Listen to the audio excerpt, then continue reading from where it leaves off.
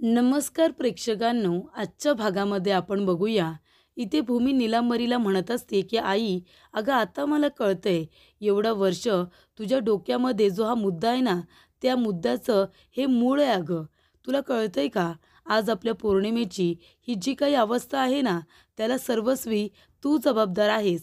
ही परिस्थिती तुझ्यामुळे निर्माण झाली, कळतंय का तुला? तेव्हा निलांबरी म्हणते, भूमी काय बोलतेस तू? तुला तरी कळतंय का? तेव्हा भूमी म्हणते, आई एकदम बरोबर बोलते मी. तेव्हा निलंबरी म्हणते, फोड फोड आता या सगळ्याचं खापर माझ्या डोक्यावरती फोड. तेव्हा भूमी म्हणते, आई तुझ्या डोक्यावरती खापर फोडायची अजिबात गरज नाही आहे. कारण हे जे काही घडतंय ना, ते खरंच तुझ्यामुळे घडतंय. या सगळ्यामध्ये तुझी चुकी आहे. अगं सांग ना, मुलं जेव्हा चुकीचं वागतात तेव्हा आईची जबाबदारी काय असते? मुलांना सरळ मार्गावरती आणायचं. तुला माहिती आहे ना, पौर्णिमा आणि तू दोघीजणी, रागिनी आत्या आणि अभिजित यांच्या चुकीच्या मार्गाबरोबर तुम्ही सुद्धा वाहवत गेलात. कधी तू पौर्णिमेला थांबवण्याचा प्रयत्न केलास? जर आपली मुलगी चुकले तर तिला कधी ओरडलीस, रागवलीस, तिला कधी एक फटका मारलास? नाही ना. आई म्हणजे काय? आई मुलांना रागवते, चुकीच्या मार्गावरती जाऊ देत नाही. पण तू असं काहीच केलं नाहीस गं. तू नेहमी पौर्णिमेच्या चुका पाठीशी घातल्यास. तेव्हा निलंबरी म्हणत असते, आणि तू काय केलंस गं? तू फक्त माझ्या मुलीला त्रास दिलास. कळते का तुला? तू तिला त्रास दिलास. कधी आनंदाने या घरामध्ये तिला राहू दिलं नाहीस. तेव्हा भूमी म्हणते, खरंच आई, खरंच तुला असं वाटतंय का? म्हणजे रागिनी त्या अभिजित आणि पौर्णिमा हे तिघंजणं किती चुकीचे वागत होते तुलासुद्धा बरोबर माहिती आहे. त्यांच्या प्लॅनिंगमध्ये तू पण त्यांना किती वेळा साथ दिली आहेस ना आई? हे सगळं विसरलीस का तू? तेव्हा निलंबरी म्हणते, काही विसरलेली नाही आहे मी, आणि म्हणून तर मी इथे तुला त्रास द्यायला आले. तुझ्या आता रस्त्यामध्ये आहे ना, मी काटे पेरणार. तुझ्या हाताला हा जो काही चटका लागला आहे ना, त्याने मला खूप आनंद झाला आहे.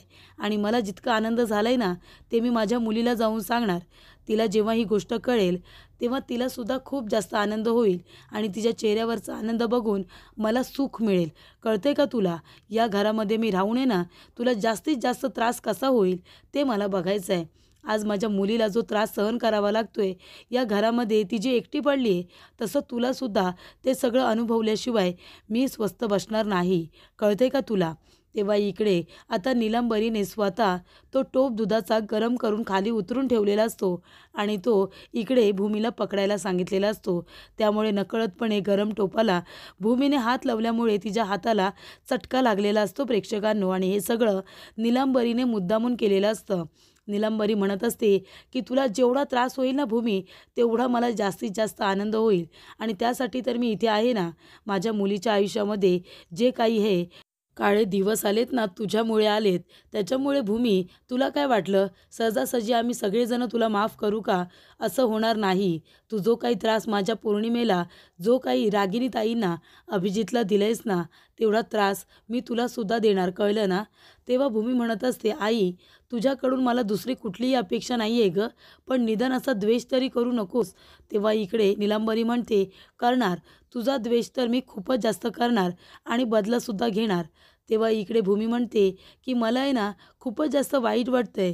पौर्णिमेचं आधी वाटायचं, आणि आता तुझं वाटतंय गं. तेव्हा इथे भूमी म्हणत असते, बदल्याची भावना मनामध्ये ठेवू नकोस. याने काही साध्य होणार नाही आहे. बघतेस ना, अभिजित आणि रागिनी आत्यांनी हेच केलं. बदल्याची भावना ठेवली, आणि शेवटीला काय झालं तुझ्या नजरेसमोर आहे ना. तेव्हा निलंबरी म्हणते, मला नाही फरक पडत. कळलं ना? आणि आता काय, जाऊन सगळं आकाशला सांगशील ना? चुगली करशील? जे काही तुला करायचं आहे ना, ते तू कर. मी कुणालाही घाबरत नाही. कळलं ना? तेव्हा भूमी म्हणते, नाही आई, मी असं करणार नाही आहे. मी आकाशला जाऊन काहीच सांगणार नाही आहे. त्याला उगीच मी त्रास देणार नाही. तुला जे काही करायचं आहे ना, ते तू कर. मला काही बोलायचं नाही आहे. फक्त एक गोष्ट मी तुला सांगेन आई, हे तू जे काही करतेस ना, त्याने तुझ्या हाताला काहीही लागणार नाही आहे. मी पण बघते ना, तुला माझ्या रस्त्यामध्ये काटे पेरायचे आहेत ना. मला त्रास देऊन देऊन तू थकतेस, की तुझा त्रास सहन करून मी थकते, हे आता मला बघायचंच आहे. त्यानंतर प्रेक्षकांनो, निलंबरी तिथून निघून जाते. भूमीच्या हाताला खूपच जास्त भाजलेलं असतं. कारण प्रेक्षकांनो, दुधाचा टोप हा गरम झाल्यानंतर खूपच जास्त, खूप वेळापर्यंत तो गरमच असतो, आणि त्यामुळे त्याचा चटका जोरातच लागतो, आणि तेच भूमीबरोबर झालेलं असतं. इथे आकाश फोनवरती बोलत असतो. गायकवाड सरांना त्यांनी सांगितलेलं असतं की रागिनी आत्या लवकरात लवकर सापडली पाहिजे, तुम्ही शोधा. तेव्हा इकडे आता रागिनीला शोधण्यासाठी आकाश इतके प्रयत्न करतोय हे आता आजी बघत असते. तेव्हा ती म्हणते, आकाश अरे कशाला शोधतोयस तिला, गेले कुठे तर जाऊ दे ना. तेव्हा आकाश म्हणत असतो, आजी अगं असं काय करतेस, हे बघ आत्या जे काही वागले आपल्या सगळ्यांबरोबर खूपच जास्त चुकीचं वागले मान्य आहे, पण कसं आहे ना, तू किंवा माझ्या आई-वडिलांनी माझ्यावरती जे संस्कार दिलेत ना, ते मला वाईट वागू देत नाही आहेत आत्याबरोबर. ती आपल्याशी कितीही वाईट वागली असली तरीसुद्धा आपणही तिच्याबरोबर वाईटच वागलं पाहिजे का? तेव्हा इथे आकाश म्हणतो, ती जिथे कुठे आहे ना तिथे सुखरूप आहे, एवढं जरी मला कळलं तरी बास. याच्यापुढे मला काही करायचं नाही आहे. ती फक्त सुखी आहे हे मला कळायला हवं. त्याचबरोबर इथे प्रेक्षकांनो, आता भूमी जेव्हा आकाशला नाश्ता घेऊन येते तेव्हा तिच्या हाताला लागलेलं असतं. त्यामुळे तिच्या हाताला कप उचलत असताना खूपच जास्त त्रास होतो, तिला दुखतं. तेव्हा आकाश म्हणतो, भूमी काय झालं तुझ्या हाताला, बघू हात बघू. तेव्हा आकाश भूमीचा हात बघतो तेव्हा तिचा डावा हात खूपच जास्त पोळलेला असतो. तेव्हा इथे आजी म्हणतात की भूमी अगं हे काय झालं गं. तेव्हा भूमी म्हणते, काही नाही आजी, अहो दुधाचा गरम टोप होता ना, चुकून मी त्याला हात लावला आणि माझा हात भाजला. तेव्हा इकडे आता आकाश म्हणत असतो, भूमी प्लीज गं, काम करत असताना किचनमध्ये जरा लक्ष देऊन करत जा. तेव्हा आजी म्हणतात, हो ना गं बाळा, असं दुर्लक्ष करत जाऊ नकोस, नाहीतर त्याचा त्रास तुलाच होईल ना. तेव्हा इकडे पौर्णिमा आणि निलंबरी दोघीजणी वरती आलेल्या असतात आणि वरून आता सगळ्यांचं बोलणं ऐकत असतात. तेव्हा इकडे आता भूमी म्हणत असते की नाही आजी, एवढं काही झालेलं नाही आहे, तुम्ही घ्या बरं, नाश्ता करून घ्या. तेव्हा इकडे आकाश म्हणतो, थांब भूमी तू बस, मी माझ्या हातानेच घेतोय. तेवढ्यातच इकडे आता जिथे माझी गणपतीचं आमंत्रण घेऊन काही लोक आलेले असतात, ते आल्यानंतर आकाश म्हणतो, या बसा ना, नाश्ता करून घ्या. तेव्हा ते म्हणतात, नाही नाही सर, आम्ही इथे नाश्ता करायला आलो नाही आहोत, आम्ही तुमच्या इथे तुम्हाला आमंत्रण द्यायला आलो आहे. तेव्हा इकडे आकाश त्यांची ओळख करून देत असतो की आजी, आपले हे जे मंडळ आहे ना, जिथे गणपती उत्सव होतो त्या मंडळाचे कार्यकर्ते आहेत आणि आपण दरवर्षी यांना डोनेशन देतो, या वेळेलासुद्धा मी त्यांना डोनेशन देणार आहे. तेव्हा इकडे आता आलेले कार्यकर्ते म्हणत असतात की हे बघा आकाश सर, म्हणजे तुम्ही दरवर्षी डोनेशन देता, त्यामुळे आमचा कार्यक्रम अगदी उत्साहात छान पद्धतीने पार पडतो, याच्यामध्ये काही शंका नाही. पण या वेळेला तुम्ही डोनेशन नाही दिलंत ना तरीसुद्धा चालेल, पण आम्ही तुम्हाला आमंत्रण द्यायला आलो आहे, हे तुम्ही आमच्या मंडळाचं आमंत्रण स्वीकारा. आणि माझी गणपती उत्सव हा किती जोरदार पद्धतीने साजरा होतो तुम्हाला माहिती आहे, तेव्हा तुम्ही बाप्पाच्या आरतीला यायला पाहिजे, अशी आमची सगळ्यांची तुम्हाला विनंती आहे. तुम्ही प्लीज याल ना.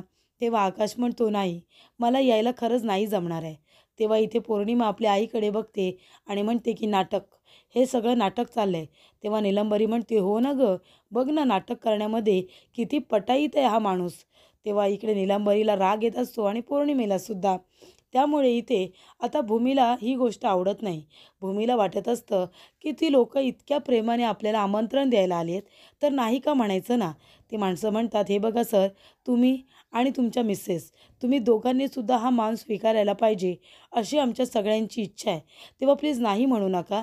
आणि बाप्पाची आरती आहे, त्याच्यामुळे बाप्पाच्या आरतीला तुम्ही नाही नका म्हणू, असं मलासुद्धा वाटतं.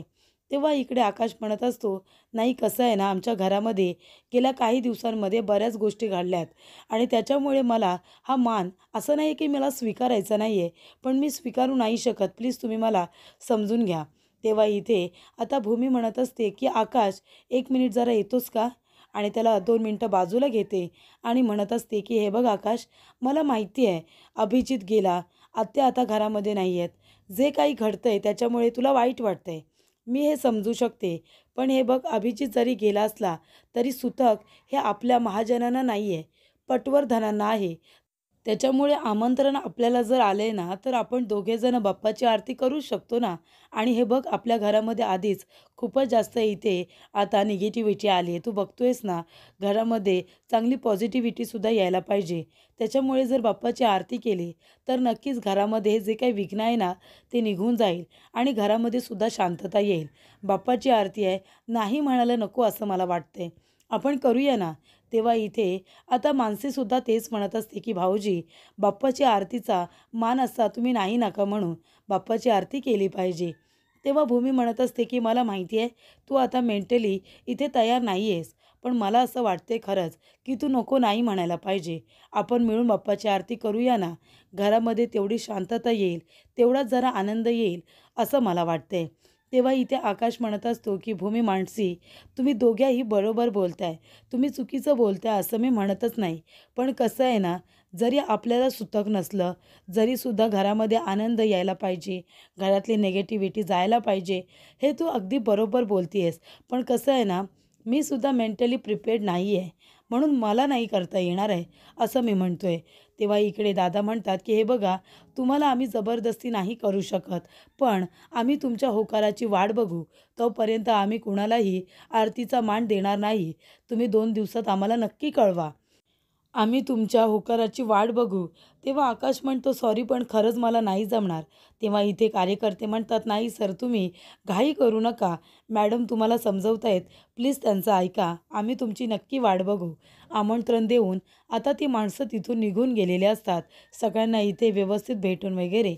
त्यानंतर प्रेक्षकांनो गायकवाड सरांचा फोन आलेला असतो. तेव्हा आकाश म्हणतो गायकवाड सर लगेच फोन केलात. सगळं काही ठीक आहे ना? आत्याबद्दल काही माहिती मिळाली का? तेव्हा गायकवाड सर म्हणत असतात की आकाश महाजन, एक आम्हाला डेड बॉडी सापडलेली आहे आणि त्या डेड बॉडीचं जे काही वर्णन आहे ते तुमच्या आत्यांजवळ जरासं मॅच होतं आहे. तेव्हा तुम्ही येऊ शकता का इकडे जरा खात्री करायला? असं ऐकल्यानंतर आकाशला प्रेक्षकांनो खूपच मोठा धक्का बसतो. त्याच्या पायाखालची जमीनच सरकते. तो चेअरवरती बसतो. तेव्हा इकडे आता सगळेजण विचारत असतात की आकाश काय झालं? काय झालं रे आकाश? तरीसुद्धा आकाश काही प्रेक्षकांनो बोलायला तयार नाही आहे. आकाश इथे गप्पच बसलेला असतो. आजीला खूपच जास्त काळजी वाटते. आजी म्हणते आकाश अरे काय झालं? तेव्हा इकडे भूमी विचारते, मानसी विचारते. भूमी म्हणते आकाश काय होते सांग ना. कसलं टेन्शन आलं आहे तुला? तेव्हा इकडे आकाश फोन जो खाली त्याने ठेवलेला असतो तो पुन्हा कानाला लावतो आणि म्हणतो हे काय बोलताय सर तुम्ही? तेव्हा गायकवाड सर म्हणतात हे बघा आम्हाला संशय आहे. तुम्ही एकदा या आणि खातरजमा करून घ्या ना प्लीज. तेव्हा आकाश म्हणतो बरं बरं नक्की मी लगेचच येतो आहे सर. तर इकडे ही बातमी ऐकल्यानंतर आकाशला फारसा आनंद झालेला नसतो. त्याला खूपच जास्त उलट दुःखच झालेलं असतं. तेव्हा आजी विचारते आकाश अरे बाळा काय झालंय काही सांगशील का? तेव्हा आकाश म्हणतो की गायकवाड सरांचा फोन होता. एक डेड बॉडी सापडले आणि तिचं जे काही त्यांनी वर्णन केलं आहे ते आत्यांजवळ मॅच होते असं सांगण्यात आले. ती आत्या असेल का? त्यानंतरला ही बातमी ऐकल्यानंतर आता आजीला खूपच मोठा धक्का बसतो. सगळ्यांना खूप मोठा धक्का बसतो कारण कुणालाच वाटलं नव्हतं की इकडे रागिणीला काही होईल. रागिणी मरेल असं कुणालाही वाटलेलं नसतं. तेव्हा आकाश म्हणतो की मला जावं लागेल. मी लगेच जाऊन येतो. तेव्हा भूमी म्हणत असते आकाश थांब. हे बघ अशा परिस्थितीत तू एकटा जाऊ नकोस चल. मी तुझ्याबरोबर येते चल.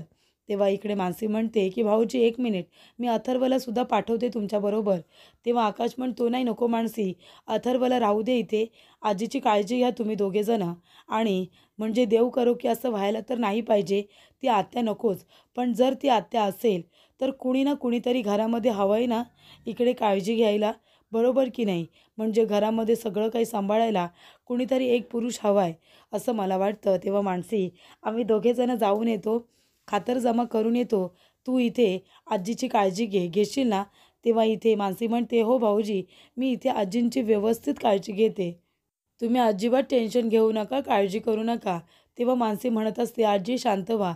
तुम्ही नका स्वतःला इतका त्रास करून घेऊ. तर प्रेक्षकांनो इथे आता रागिनी गेलेली असते. ही बातमी पौर्णिमाला कळल्यानंतर पौर्णिमाला आनंद झालेला असतो. तिच्या चेहऱ्यावरती आपल्या इथे आता हास्य बघायला मिळतं. त्याचबरोबर प्रेक्षकांनो भूमी आणि आकाश दोघेजण आता शवगृहामध्ये आलेले असतात. ते बघण्यासाठी डेड बॉडी कुणाची आहे तर इथे रागिनीची आहे का खातरजमा करण्यासाठी तिथे आकाश आणि भूमी दोघेही जण आलेले असतात.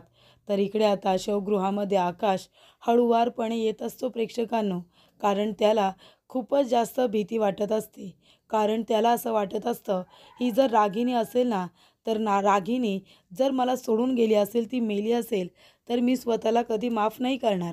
कारण इथे आकाशला असं वाटत असतं की तिने मला जेलमधून सोडवलं आणि मी तिच्याबरोबर वाईट वागलो की काय, असं आता त्याच्या मनामध्ये असं वाटत असतं. पण इथे प्रेक्षकांनो, रागिणीने बरोबर त्या संधीचा फायदा उचललेला असतो आकाशच्या मनामध्ये जागा निर्माण करण्यासाठी. आकाश आणि भूमी दोघेही जण हळूहळू शवगृहामध्ये एंट्री घेत असतात आणि तिथे पोचल्यानंतर तो माणूस होता तोंडावरचं काढेपर्यंत इकडे आता आकाशला खूपच जास्त टेन्शन आलेलं असतं. तर इकडे आता रागिनी आहे की काय, रागिनी असेल तर खूप मोठा प्रॉब्लेम होईल असं त्याला वाटत असतं. मी स्वतःला कधी माफ नाही करणार, ही भावना त्याच्या मनामध्ये आलेली असते. आणि जेव्हा तो माणूस चेहऱ्यावरचं कापड बाजूला करतं, तेव्हा इकडे भूमी आणि आकाश या दोघांना खूप मोठा धक्का बसतो आणि इथे आकाशच्या जीवात जीव आलेला असतो. कारण ती रागिनी नसून दुसरीच कुठली तरी बाई असते. ती रागिनी नसते हे कळल्यानंतर इथे आता आकाशला खूपच जास्त आनंद होतो आणि तो म्हणत असतो की दादा नाही, ही माझी आत्या नाही आहे. आणि तेव्हा प्रेक्षकांनो, आकाशला खरंच खूप आनंद झालेला असतो. कारण त्याला असं वाटत असतं की ही रागिनी आहे की काय, आणि त्याने स्वतःला इतका त्रास करून घेतलेला असतो की त्याला तिथेच आता चक्करसुद्धा येत असते. तेव्हा भूमी विचारते, आकाश काय झालं, काय होतंय तुला, तुला त्रास होतोय का? तेव्हा आकाश म्हणतो, नाही भूमी, काही नाही, चल आपण निघूया. तेव्हा तो आधी शवगृहातून बाहेर पडतो कारण त्याला खूपच जास्त इथे वाईट वाटलेलं असतं आणि त्याच्या मेंदूवरती ताण आलेला असतो. जर ही रागिनी असेल तर त्याला वाईट या गोष्टीचं वाटणार असतं की इथे शेवटच्या क्षणांमध्ये तिच्या पापाचा घडा भरला होता, म्हणून तिचं कारस्थान भूमीने सगळ्यांच्या समोर आणलं होतं. आणि त्यानंतरला आकाश रागिनीबरोबर एकदम वाईटच वागलेला असतो. वाईट म्हणजे तिला तिच्या गुन्ह्याची शिक्षा दिलेली असते. पण तरीसुद्धा आकाश हा माणूस म्हणून खूपच जास्त इमोशनल असल्यामुळे त्याला त्याच्यासुद्धा वागण्याचा त्याला राग येत असतो. त्याला वाटत असतं की कदाचित रागिनी आत्याबरोबर हे जे काही झालंय ते आम्हाला सोडून गेले, कदाचित माझी चुकी आहे, म्हणून त्याने स्वतःला त्रास करून घेतलेला असतो आणि त्याच्या तब्येतीवरती त्याचा परिणाम झालेला असतो. तेव्हा इथे भूमी विचारते, आकाश काय होतंय, कसला त्रास होतोय तुला? तेव्हा आकाश म्हणतो, काही नाही, मला ना भीती वाटली होती भूमी, जर ही रागिनी आत्या असती तर, रागिनी आत्याला जर काही झालं असतं ना भूमी, तर मी स्वतःला कधी माफ नसतं केलं. तेव्हा भूमी म्हणते, आकाश नको काळजी करू, मी सुद्धा घाबरलेच होते ना, पण आता आपल्याला कळलंय की रागिनी आत्या त्या नाही आहेत, ती बाई दुसरीच कोणतरी आहे. रागिनी आत्या जिथे कुठे असतील ना, सुखरूप असतील, तू नको काळजी करू. त्यानंतरला प्रेक्षकांनो, इकडे भूमीने सगळ्यांच्या जेवणाची तयारी केलेली असते. ती म्हणते की अंजू जा आणि पोळ्यांचा सुद्धा डबा घेऊन ये. तेव्हा इकडे भूमीने तयारी केलेली असते. आजी म्हणत असतात की आकाश, अरे बरं झालं ना ती आपली रागिनी नव्हती ते, मला तर खूपच जास्त जीवाला घोर लागला होता. तेव्हा इकडे आता पौर्णिमा आलेली असते आणि पौर्णिमा म्हणत असते की त्या बाईला आहे ना असंच बेवारस मरण येणार आहे. तेव्हा इथे आजी म्हणतात की पौर्णिमा, अगं काय बोलतेस तू, तुझ्या जिभेला काही हाड? तेव्हा पौर्णिमा म्हणते, काही चुकीचं बोलत नाही आहे मी. ज्या बाईने स्वतःच्या मुलाच्या खुन्याला इथे सोडून आणलंय, त्या बाईला काही चांगलं मरण येणार नाही आहे. तिलासुद्धा बेवारस मरण येईल. कुठे मरेल ना ते तुम्हालासुद्धा कळणार नाही. बघा, एका विधवेचा श्राप आहे तिला, आणि एक विधवा जे काही बोलते ना, श्रापाप्रमाणे एका व्यक्तीला लागतो. आणि मी तुम्हाला खरं सांगते, त्या बाईने एका खुन्याला सोडून घरी आणले ना, त्या बाईला बेवारस मरण येणार. कुणी तिला पाणीसुद्धा पाजायला नसणार आहे तिच्या आजूबाजूला, कळलं का? तेव्हा इकडे आता नीलांबरी म्हणत असते की रागाच्या भरात बोलते ती, तिचं डोकं ठिकाणावरती नाही ना, म्हणून असं काही बोलते. तेव्हा इकडे भूमी म्हणत असते, अगं काय बोलतेस पौर्णिमा, अगं कालपर्यंत त्यांच्या टीममध्ये होतीस ना, त्यांना मदत करत होतीस, त्यांच्या चुकीच्या निर्णयामध्ये दोघांनाही साथ देत होतीस, आणि आता काय, आता तू त्यांना असं बोलणार आहेस का की बेवारस मरण वगैरे येईल? तेव्हा इकडे भूमी आधीच नीलांबरीला म्हणालेली असते की आई, तुला मला जितका त्रास द्यायचा ना तितका त्रास तू मला देऊ शकतेस, पण एक गोष्ट लक्षात ठेव, शेवटीला तुला हेच कळणार आहे की ही सावत्र तुझी मुलगी आहे ना, सावत्र मुलगी जे बोलत होती ते सगळं खरंच होतं, आणि तुझा जावई आणि त्या रागिनी आत्या आणि तुझी सख्खी मुलगी हे तिघेही जण खोटं बोलत होते, ते एक नंबरचे खोटारडे आहेत, हे सुद्धा तुझ्या लक्षात येईल, कळलं ना? तेव्हा इकडे भूमीने तिला चांगलंच इथं ठणकावून सांगितलेलं असतं की एक दिवस हे सिद्ध नक्की होईल. सत्य काही लपून बसत नाही, सत्य समोर आल्याशिवाय राहत नाही. आणि म्हणूनच मी तुला सांगते की सत्य लवकरच तुला दिसेल की मी जे बोलत होते ते खरं होतं, मी खरी होते आणि तुझी सख्खी मुलगी ही खोटी होती. आणि अभिजितबरोबर जे काही झालं ना, ती त्याच्या गुन्ह्याची शिक्षा होती, असं आता भूमी नीलांबरीला समजावून सांगते. आणि प्रेक्षकांनो इकडे आता भूमीसुद्धा पौर्णिमेला चांगलं सुनावते जेव्हा ती रागिणीबद्दल वाईट साईड बोलते. त्यानंतर मानसी येते आणि म्हणते, भाऊजी, जेव्हा तुम्ही आईंना सगळ्या इथे प्रॉपर्टीमधून बेदखल करण्याचा जो काही निर्णय घेतला होता त्याची प्रोसेस इथे अथर्व आणि बाबांनी सुरू केली होती, त्याचेच हे काही पेपर आहे शेवटचे. सगळं काही झालं आहे, फक्त अप्रुव्हलसाठी तुमची साईन हवे. साईन करताय ना? तेव्हा आकाश म्हणतो की 2-3 दिवसाने सांगतो आणि तो आपल्या रूममध्ये निघून जातो. तेव्हा नीलांबरीसुद्धा पौर्णिमेला आधी तिथून घेऊन जाते, कारण ती खूपच जास्त घाबरलेली असते. पौर्णिमा जेव्हा सगळ्यांबद्दल वाईट साईड बोलते तेव्हा भूमी म्हणत असते की मानसी, मला कळत नाही आहे, आकाश 2-4 दिवस खूपच जास्त विचित्र वागतोय. तो त्याचा निर्णय तर बदलणार नाही आहे ना? खरंच जर त्याने असं केलं तर खूपच जास्त चुकीचं ठरेल.